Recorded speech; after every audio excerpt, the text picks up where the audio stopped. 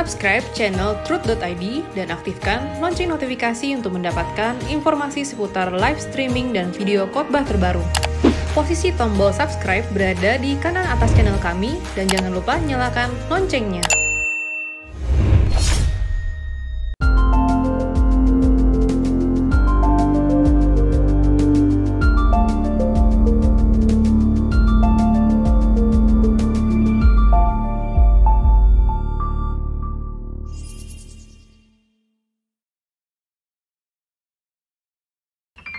Shalom, Bapak Ibu Saudara yang terkasih dalam Tuhan Yesus Kristus. Puji nama Tuhan, saat ini kita boleh kembali berjumpa di dalam ibadah tengah minggu. Mari sebelum kita mendengarkan firman Tuhan, kita satukan hati kita berdoa. Bapa, terima kasih buat setiap hal yang Kau izinkan terjadi, yang Kau berikan dalam hidup kami Tuhan. Sebentar Tuhan, kami mau belajar lagi mengenal kebenaran-Mu, mengenal isi hati-Mu. Tuhan yang jaga hati kami, pikiran kami Tuhan. Dan sebelum itu juga Tuhan, izinkan setiap kami menaikkan pujian penyembahan kami, biar semuanya menjadi persembahan yang harum bagi kemuliaan nama-Mu. Terima kasih Tuhan, amin. Aku untuk kemuliaan-Mu Tuhan. Bila ku renungkan kasih-Mu dalam kisah hidupku, Kau membawaku, Kau menuntunku, mengiringku masuk rencana-Mu. Ku serahkan sisa waktuku dalam tangan kasih-Mu, karena ku tahu Kau di sampingku, setia sampai akhir hidupku. Katakan bagiku hidupku untuk kesenangan-Mu, bentukku sesuai kehendak-Mu. Ini hatiku, ini bejana-Mu, aku untuk kemuliaan-Mu. Mari kita sama-sama naikkan pujian ini di hadapan Tuhan. Bila ku renungkan kasih-Mu dalam kisah hidupku, Kau yang membawaku, Kau menuntunku, mengiringku masuk rencana-Mu. Ku serahkan sisa waktuku dalam tangan kasih-Mu, karena ku tahu Kau di sampingku, setia sampai akhir hidupku. Bagiku hidupku untuk kesenangan-Mu, bentukku sesuai kehendak-Mu. Ini hatiku, ini bejana-Mu, aku untuk kemuliaan-Mu. Bagiku hidupku untuk kesenangan-Mu, bentukku sesuai kehendak-Mu. Ini hatiku, ini bejana-Mu, aku untuk kemuliaan-Mu. Mari sekali lagi kita katakan, bagiku hidupku untuk kesenangan-Mu, sesuai kehendak-Mu. Ini hatiku, ini bejana-Mu, aku untuk kemuliaan-Mu. Ini hatiku, ini bejana-Mu, ini hatiku, ini bejana-Mu, aku untuk kemuliaan-Mu. Ini hatiku, ini hatiku, ini bejana-Mu, aku untuk kemuliaan-Mu, aku untuk kemuliaan-Mu. Seluruh hidup kami hanya bagi kemuliaan nama-Mu ya Tuhan. Apapun yang kami lakukan, yang kami buat dalam hidup kami hanya ingin menyenangkan-Mu Tuhan. Menyenangkan-Mu, menyenangkan-Mu, dimanapun dan kapanpun, dalam segala perkara. Menyenangkan-Mu, menyenangkan-Mu, sejak di bumi sampai selamanya. Katakan, menyenangkan-Mu, menyenangkan-Mu, dimanapun dan kapanpun, dalam segala perkara. Menyenangkan-Mu, menyenangkan-Mu, sejak di bumi sampai selamanya. Menyenangkan-Mu, menyenangkan-Mu, menyenangkan-Mu, dimanapun dan kapanpun, dalam segala perkara. Menyenangkan-Mu, menyenangkan-Mu, sejak di bumi sampai selamanya. Dengan lembut katakan, menyenangkan-Mu, menyenangkan-Mu, dimanapun dan kapanpun, dalam segala perkara. Menyenangkan-Mu, menyenangkan-Mu, sejak di bumi sampai selamanya. Sejak di bumi sampai selamanya. Sejak di bumi sampai selamanya.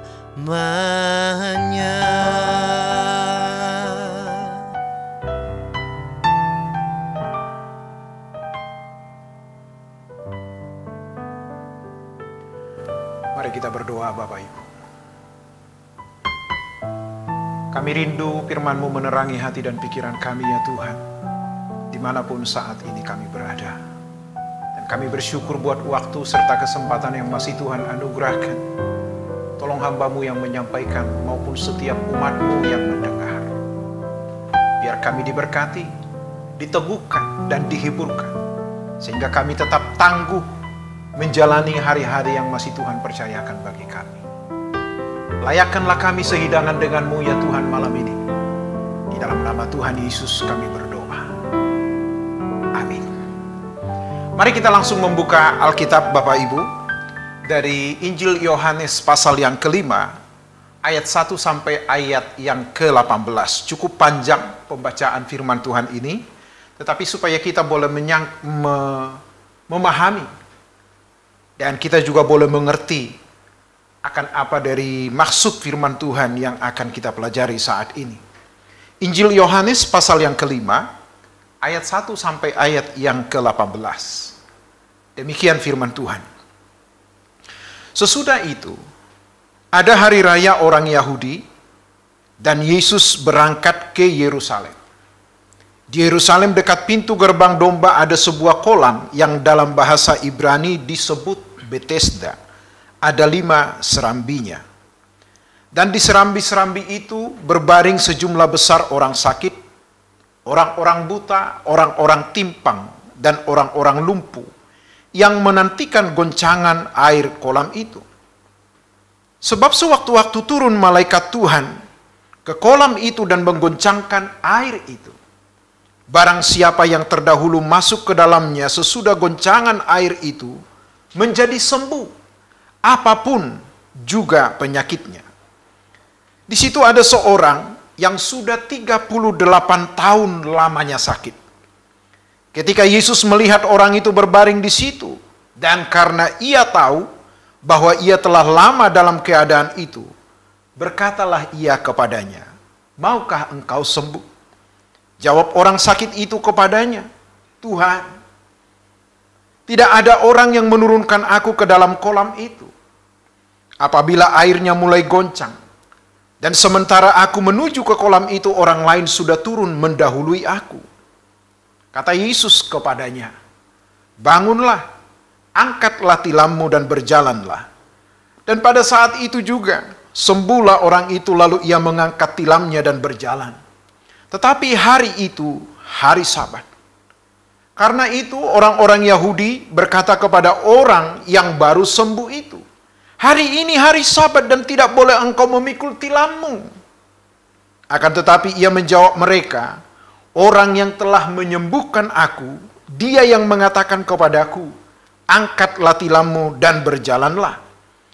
Mereka bertanya kepadanya, "Siapakah orang itu yang berkata kepadamu, 'Angkatlah tilammu dan berjalanlah'?" Tetapi orang yang baru sembuh itu tidak tahu siapa orang itu, sebab Yesus telah menghilang ke tengah-tengah orang banyak di tempat itu. Kemudian Yesus bertemu dengan dia dalam bait Allah, lalu berkata kepadanya, "Engkau telah sembuh. Jangan berbuat dosa lagi supaya padamu jangan terjadi yang lebih buruk." Orang itu keluar lalu menceritakan kepada orang-orang Yahudi bahwa Yesuslah yang telah menyembuhkan dia. Dan karena itu, orang-orang Yahudi berusaha menganiaya Yesus karena ia melakukan hal itu pada hari Sabat. Tetapi ia berkata kepada mereka, "Bapakku bekerja sampai sekarang, maka aku pun bekerja juga." Sebab itu orang-orang Yahudi lebih berusaha lagi untuk membunuhnya. Bukan saja karena ia meniadakan hari Sabat, tetapi juga karena ia mengatakan bahwa Allah adalah Bapanya sendiri, dan dengan demikian menyamakan dirinya dengan Allah. Sampai di situ pembacaan firman Tuhan, Bapak Ibu.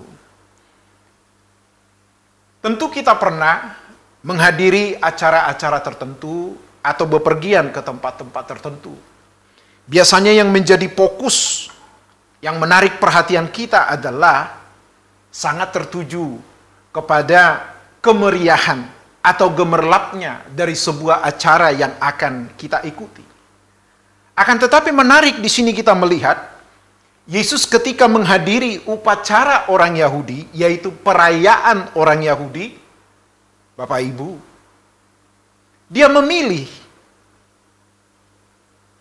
tidak bepergian ke dalam istana, memperhatikan segala sesuatu, karena kita tahu Yerusalem adalah ibu kota. Nah tentunya, yang menarik banyak hal di Yerusalem sangat banyak.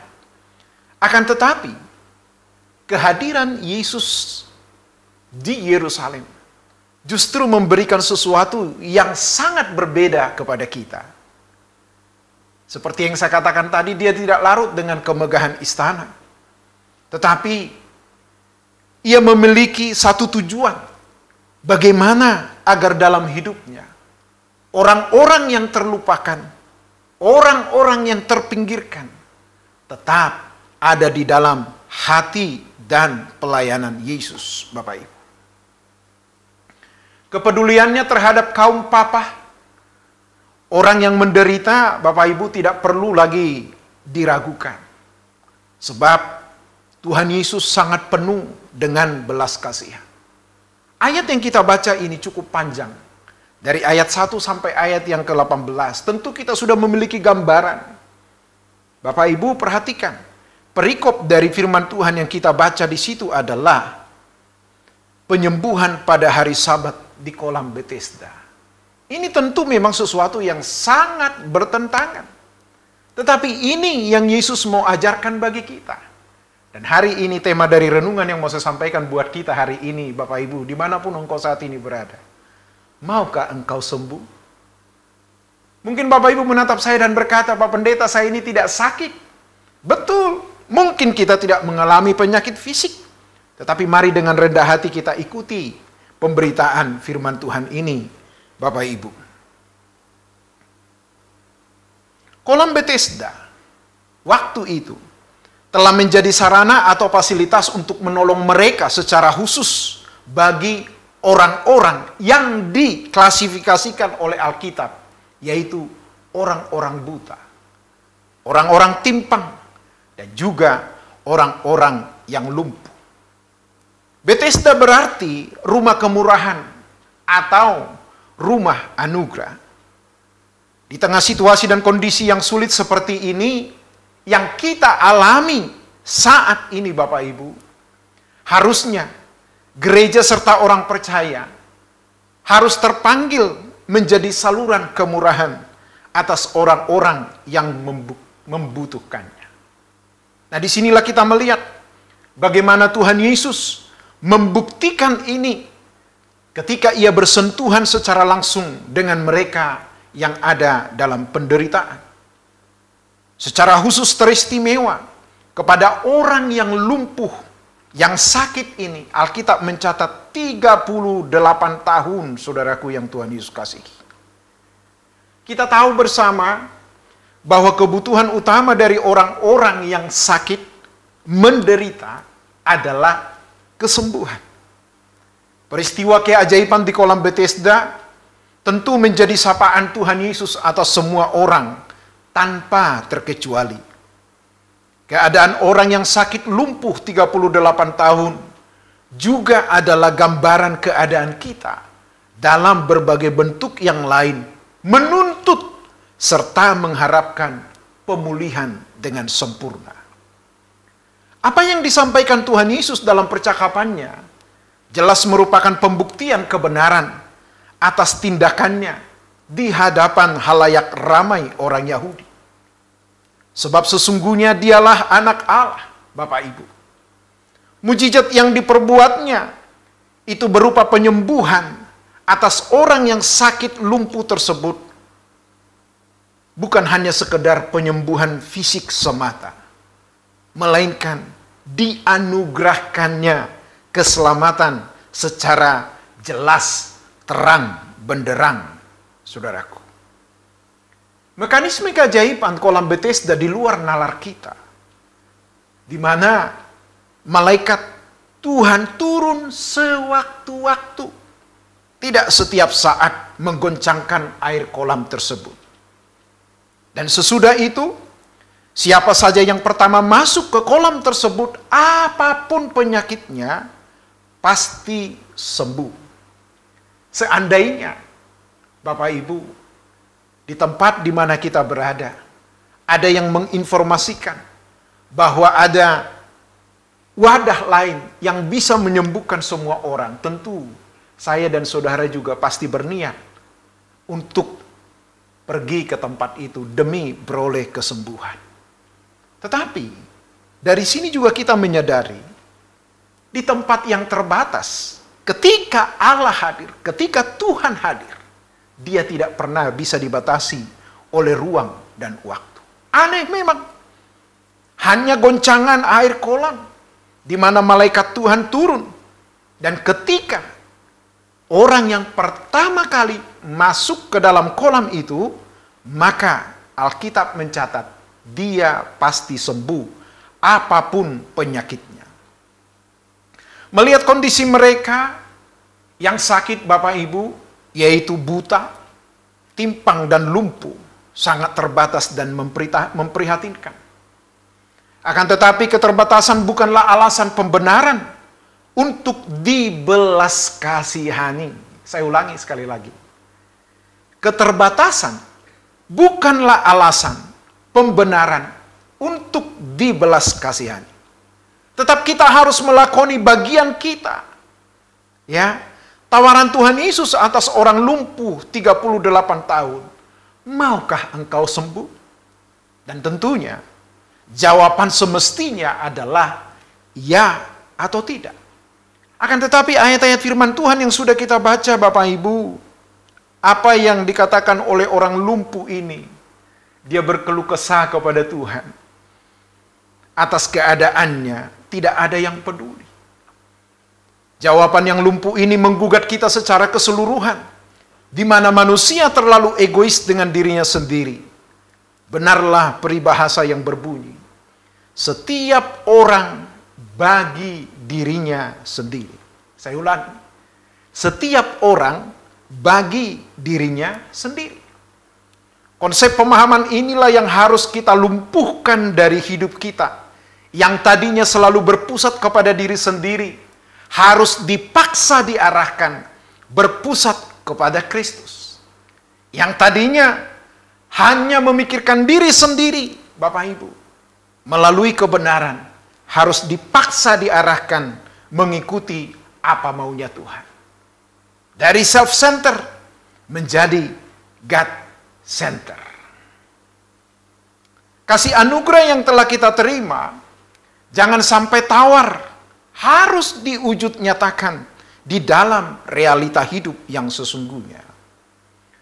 Memperagakan kasih, kepedulian, keterbebanan terhadap sesama jangan situasional, apalagi tergantung perasaan. Kasih bukan soal perasaan, melainkan sebuah tindakan dalam karya yang nyata. Dan Alkitab juga memang telah mencatat, ya, karena makin bertambahnya kedurhakaan, maka kasih kebanyakan orang menjadi dingin. Di Injil Matius pasal 24 ayat yang ke-12. Ketika orang lumpuh ini berkeluh kesah, tidak ada yang peduli dengan aku Tuhan. Sebenarnya ini juga adalah gambaran dari hidup kita. Wajar memang, logik memang, karena semua kumpulan orang sakit itu adalah orang-orang yang harus disembuhkan. Akan tetapi, di sini kita melihat ternyata keadaan seseorang, baik atau buruk, kaya atau miskin, tidak serta-merta memposisikannya di dalam tindakan hidup benar. Ya, kita melihat betul mereka orang-orang sakit butuh pertolongan. Tetapi harusnya kalau mereka mengenal Tuhan, tahu dong harusnya. Oh, dia lebih menderita.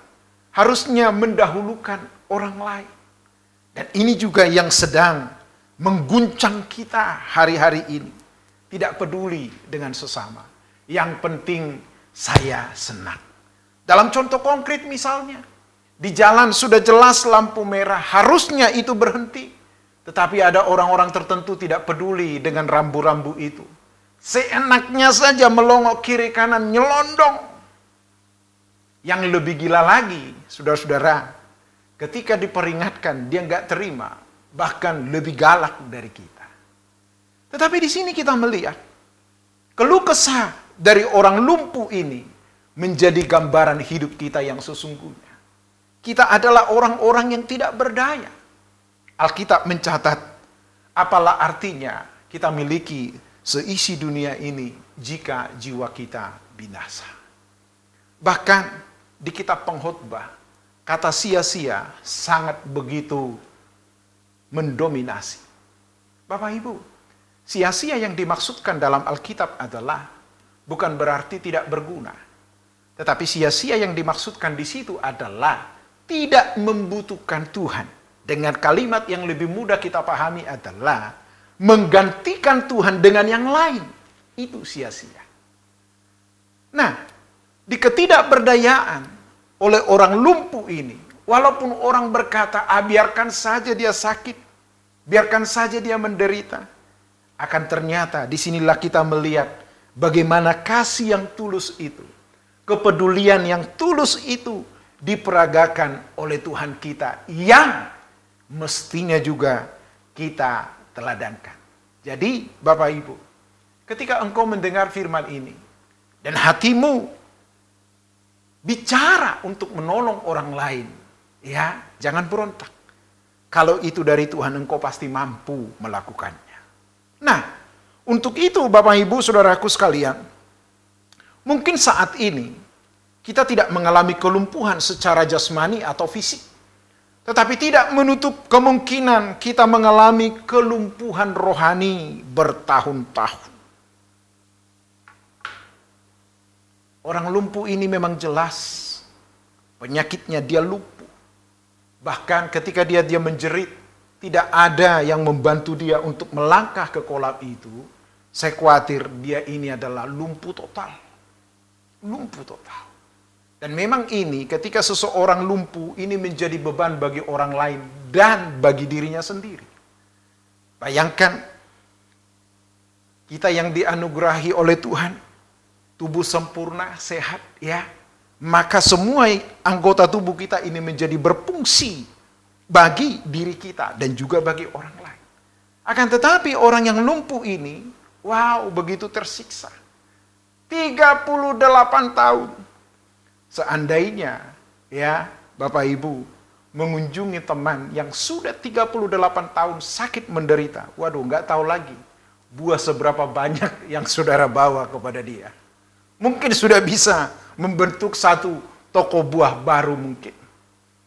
Tetapi di sini kita melihat, ya, walaupun si lumpuh ini berkeluh kesah, ingat, tidaklah membuat keadaannya lebih baik. Tetapi Alkitab mencatat seperti yang kita baca tadi, bahwa Yesus tahu akan keadaannya. Agak aneh memang pernyataan Tuhan ini. Sudah jelas-jelas dia sakit, tapi Tuhan menyapanya dan berkata, maukah engkau sembuh? Dan ketika luapan, kekecewaan, perasaan galau dari lumpuh ini disampaikan kepada Tuhan, di ayat yang ke-8, dia berkata, bangunlah, angkatlah tilammu, dan berjalanlah. Wow, luar biasa. Ya, tidak peduli seberapa lama dia lumpuh, seberapa lemahnya hidupnya, anggota tubuhnya. Ketika Tuhan berkata, bangunlah, angkatlah tilammu, dan berjalanlah. Wow, luar biasa. Demonstrasi kuasa Allah yang begitu spektakuler. Dan konon Bapak Ibu, itu juga bertepatan dengan hari Sabat. Nah ini memang agak menarik. Ini bertolak belakang ini. Tetapi ingat, melakukan kebaikan tidak boleh dikendalikan oleh situasi. Kita boleh punya budaya, boleh punya pemahaman, boleh punya filosofi, tetapi sebagai orang percaya, kebenaran Tuhan harus siap mendominasi atas apa yang kita pahami. Harus siap didominasi. Tentu kita tahu, ketika Tuhan Yesus ada di dunia ini, ya, memakai sarana budaya orang Yahudi. Ingat, tidak ada yang salah di situ. Tetapi perlu saya tegaskan, ya, budaya harus siap didominasi oleh kebenaran Tuhan. Dan bagi sebagian saudara yang mengikuti perayaan Imlek, nggak ada yang salah di situ. Ambillah hal-hal yang baik, bersilaturahmi dengan keluarga, saling mengingatkan, minta maaf. Wow, itu keren, saudara-saudara. Ya, bukan hanya sekedar angpaunya saja. Tetapi lihat, di situ kita mau menunjukkan bahwa orang-orang yang bertumbuh dalam kebenaran, percaya kepada Tuhan itu, bisa main di segala bidang, saudaraku yang Tuhan Yesus kasih. Nah, tadi sempat saya singgung, mungkin kita tidak lumpuh secara fisik, tetapi tidak menutup kemungkinan kita mengalami kelumpuhan rohani yang sudah lama. Kelumpuhan rohani jauh lebih mengerikan dari kelumpuhan fisik. Banyak orang tidak menyadarinya. Sebab merasa masih aktif ke gereja, terlibat dalam kegiatan pelayanan, rajin berdoa, membaca Alkitab, menjadi majelis gereja mungkin, bahkan bisa menjadi pendeta. Tetapi di sini kita melihat bahwa peristiwa keajaiban kolam Bethesda mengajarkan banyak hal kepada kita. Cara kerja Tuhan, ya, penuh tanda tanya memang, saudaraku. Tetapi di sini kita melihat bagaimana Tuhan tidak akan pernah bisa dibatasi oleh waktu. Cara kerja Tuhan memang di luar logika kita, penuh dengan tanda tanya. Namun nyata, saudaraku. Itulah Tuhan yang harus kita sembah, kita hormati, kita alami dalam berbagai realita hidup yang ada. Ketika Tuhan berkata kepada orang sakit lumpuh dan juga kepada saudara, maukah engkau sembuh? Dan biar lewat perenungan kita malam ini, kita bisa melihat dengan terang benderang di bagian mana dalam hidup kita yang mengalami kelumpuhan. Kelumpuhan yang saya maksudkan di sini adalah di mana kita tidak peka lagi dengan kelemahan-kelemahan kita. Bukan sekedar simpati, tetapi juga empati. Nyatanya bentuk kepedulian yang begitu hangat dan terasa sekaligus menawarkan rasa putus asa yang ada. Wow, keren Bapak Ibu. Nah, keadaan sekeliling kita boleh tidak mendukung. Tetapi sebagai orang percaya kepada Tuhan, saya dan saudara harus bertindak benar. Jangan hanya berfokus melihat diri sendiri yang perlu pertolongan, pemulihan kesembuhan. Melihatlah dengan mata nuranimu. Adakah kita menaruh kepedulian terhadap sesama seperti yang diteladankan oleh Tuhan Yesus?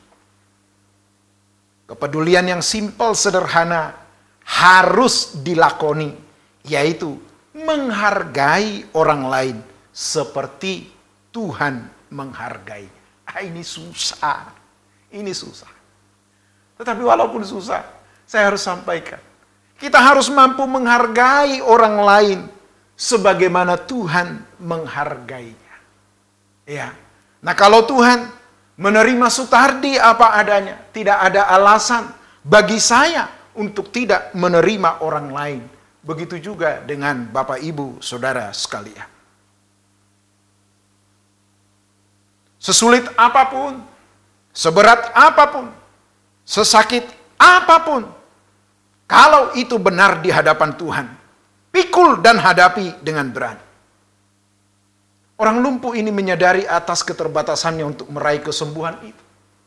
Tetapi ia tetap penuhi bagiannya, yaitu bersabar dan menunggu. Air kolam Bethesda tidak selalu bergoncang setiap saat, ada waktunya. Serta memiliki syarat yang harus dipenuhi, terbatas memang. Tetapi kehadiran Tuhan di tempat yang terbatas menegaskan akan kemahakuasaannya, kasihnya, kepeduliannya yang tidak terbatas tampil dengan begitu elegan. Bapak Ibu Saudaraku sekalian, kenali gejala kelumpuhan rohani kita sejak dini.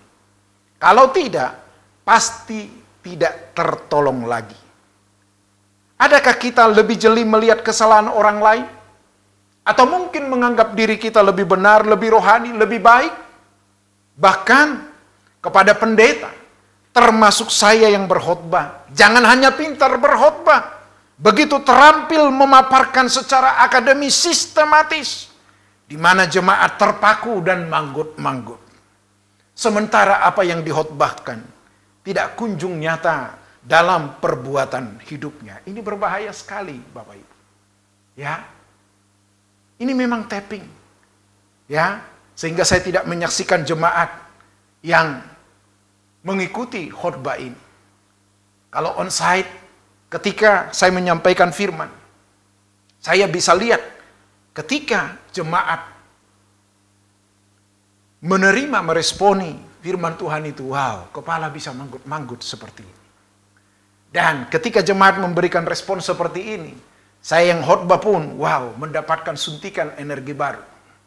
Ya, manggut-manggut. Maka dari situ, saya berani menyimpulkan, hanya dua anggukan yang saya temukan dalam khotbah. Yang pertama, naik turunnya sama mantapnya. Itu bikin semangat pendeta. Tapi anggukan yang lain adalah turunnya pelan-pelan, naiknya tiba-tiba. Itu sinyal di mana saya harus segera berhenti, saudara-saudara. Nah, Bapak Ibu yang Tuhan Yesus kasihi. Seperti yang saya katakan tadi. Ya, bukan hanya jemaat, pendeta juga. Jangan hanya pintar memaparkan begitu segala sesuatu begitu jelas. Tetapi di dalam hidupnya tidak nampak jelas, ini celaka. Ini berbahaya sekali. Awas, jangan sampai kita lumpuh. Khotbah yang sesungguhnya terangkum dalam perbuatan, kelakuan setiap hari. Bagaimana kita bertarung, hidup hari demi hari sebagai orang yang mengalami kesembuhan rohani, pasti dirasa oleh orang sekitar kita. Jangan sampai aroma keharuman hanya tercium di pelayanan, di gereja, di persekutuan doa, bahkan di berbagai komunitas lainnya. Tetapi di rumah sendiri, di keluarga sendiri, menebar bau busuk yang menjijikkan. Bapak Ibu, apalagi kami pendeta ini, waduh, di luar kita disapa, ya, begitu gampang tersenyum ke sana kemari. Tetapi ingat, biar melalui kesempatan ini, menjadi dakwaan tersendiri ini buat kita hamba-hamba Tuhan. Jangan hanya pintar menilai orang, tetapi kita juga harus cakap menilai diri kita sendiri. Tuhan menyapa saya dan saudara lewat kebenaran ini. Maukah engkau sembuh? Dan yang bisa mengoreksi itu, mendeteksi itu adalah ketika engkau memiliki kerendahan hati, ya, untuk mau bertobat, untuk mau diarahkan, dituntun oleh pengenalan akan kebenaran Tuhan. Walaupun tadi bertepatan itu dengan hari Sabat, ingat, kalau itu benar, itu baik, dan sesuai di hadapan Tuhan, tidak ada yang perlu kita takuti. Bukankah Alkitab mencatat, tidak ada yang dapat memisahkan kita dari kasih Kristus? Aniaya, penderitaan, sakit, penyakit, kelaparan, ketelanjangan kah? Tidak. Tetapi yang sering membuat kita terpisah dari Tuhan adalah ketidakkonsistenan kita menghidupi apa yang diajarkan melalui firman-Nya. Nah, untuk itu Bapak Ibu Saudaraku sekalian, melalui kesempatan inilah kita bercermin kepada kebenaran ini. Maka kita semua akan ditelanjang. Tidak ada yang bisa ditutupi. Kalau engkau sudah ditegur, kalau engkau sudah disapa, beri dirimu untuk berubah. Berubah memang susah. Akan tetapi tidak ada pilihan.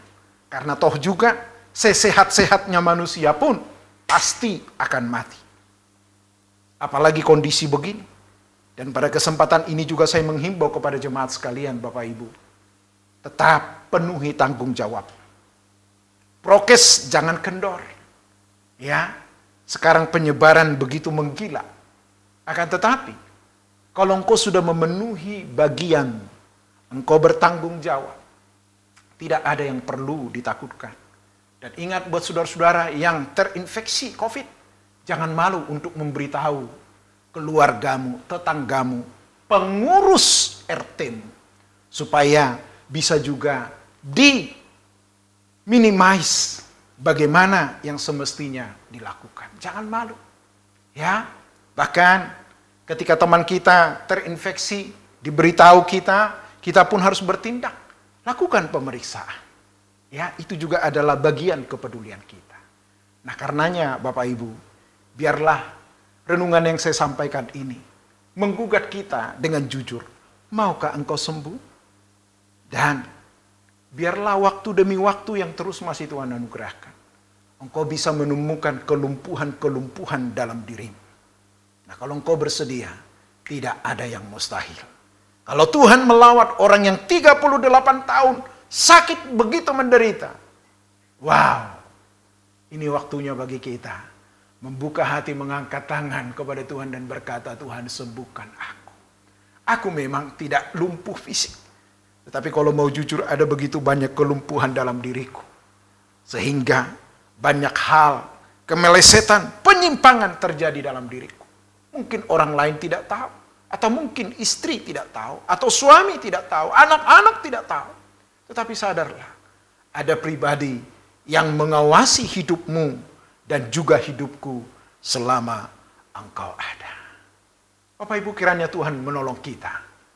Biarlah Tuhan memberkati kita saat ini. Dan sebelum saya menutupnya di dalam doa, Bapak Ibu, ada nyanyian yang sudah lama, tetapi ini biarlah juga memberkati kita saat ini. Haleluya. Terima kasih Tuhan. Terima kasih Bapa. Ajarku memahami semua yang Kau ingini, agar hidupku puaskan hatimu. Bagimu aku rela sepenuh hati menghamba, serahkan diri genapi karyamu. Ajarku memahami semua yang Kau ingini, agar hidupku puaskan hatimu. Bagimu aku rela sepenuh hati menghamba, serahkan diri genapi karyamu. Kami telah mendengar firman-Mu ya Tuhan malam ini. Bagaimana Engkau begitu peduli dengan orang-orang yang terbuang. Mungkin kami tidak mengalami sakit kelumpuhan. Tetapi kalau kami mau jujur, kami juga adalah bagian dari orang lumpuh itu. Biar kebenaran-Mu menelisik ke dalam batin kami, sehingga kami tahu kelumpuhan-kelumpuhan hidup kami. Dan bersama umat-Mu, kami rindu disembuhkan, Tuhan melawan. Jikalau Tuhan mendapati anak-anak-Mu yang mengikuti ibadah ini, mereka ada dalam kelemahan tubuh, Bapa, izinkan kami mengalami kemurahan. Engkau menjamah atas setiap mereka yang sakit, penghiburan-Mu atas mereka yang susah. Bahkan Engkau memampukan kami untuk boleh menyelesaikan hari-hari kami ke depan. Bapak Ibu, arahkanlah hatimu. Biarlah Tuhan memberkati kita saat ini. Segala berkat yang melimpah dari Allah Bapa di sorga, rahmat cinta kasih sayang yang besar dari Tuhan Yesus, bimbingan penyertaan dari Roh Kudus, menyertai hidup kita dari saat ini sampai selama-lamanya. Amin.